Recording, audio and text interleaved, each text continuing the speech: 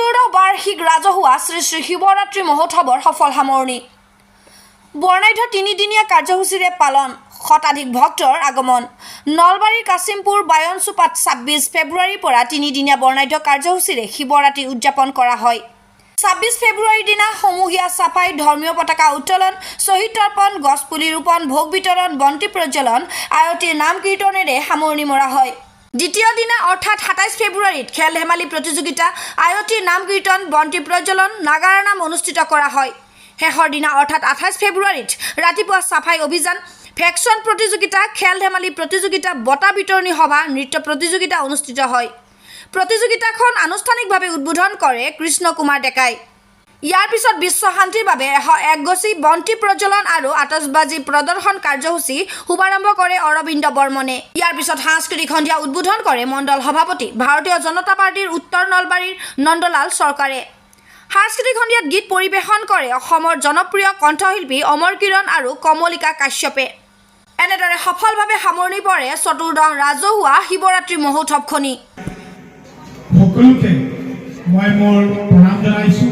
উপস্থিত হৈ বাৰুকৈ আনন্দিত হৈছোঁ। মেধিদাই মোৰ কথা অকণমান বেছিকৈ কৈ দিলে।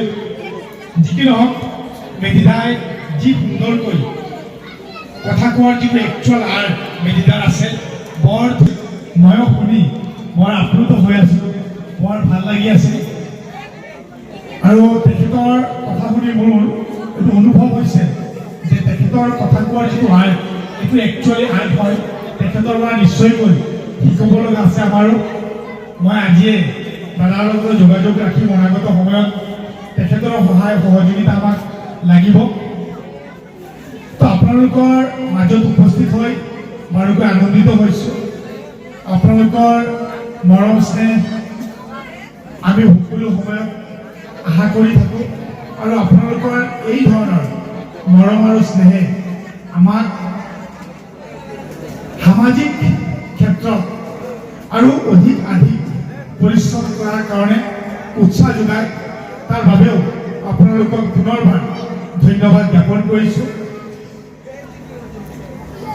আৰু আজি আপোনালোকক ইয়াতে উপস্থিত হোৱাৰ পিছত উদযাপন সমিতিয়ে আমাক কৈ আছিল যে কাশীপুৰ বায়নচুবৰী বিষ্ণু মন্দিৰ প্ৰাংগণত আমাৰ মন্ত্ৰী মহোদয়ৰ পৰা কিবা এটা চৰকাৰী ধনৰাশি ইয়াতে ধাৰ্য কৰিব লাগে।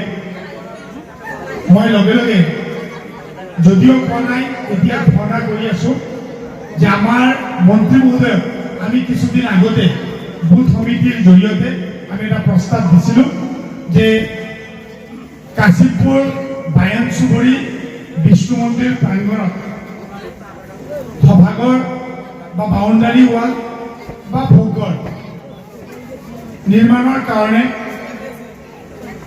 আপোনাৰ বিধায়ক পুঁজিৰ পৰা বা অসম দৰ্শন আঁচনিৰ জৰিয়তে আমাক এটা ধনৰাশি দিব লাগে। আপোনালোকে শুনি আনন্দিত হ'ব। মন্ত্ৰী মহোদয়ে নলবাৰী বিধানসভা সমষ্টিৰ মাননীয় বিধায়ক তথা অসম চৰকাৰৰ মাননীয় মন্ত্ৰী জয়ন্ত মল্ল বৰুৱা ডাঙৰীয়াই অকমানো কুণ্ঠাবোধ নকৰি প্ৰথমেই কৈছে বায়নচুবুৰীৰ বিষ্ণু মন্দিৰৰ কাৰণে ৩ লাখ টকা ধাৰ্য কৰি দিয়া হ'ল।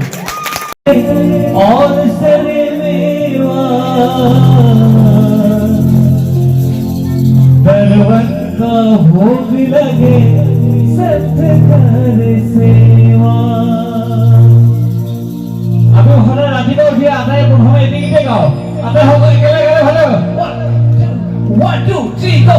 জয় গণেশ জয় গণেশ জয় গণেশ দেৱা, জয় গণেশ জয় গণেশ জয় গণেশ দেৱা, মাতাজি পাৰ্বতী পিতা মহাদেবা, মাতাজি পাৰ্বতী পিতা মহাদেবা, জয় গণেশ জয় গণেশ জয় গণেশ দেৱা, জয় গণেশ জয় গণেশ।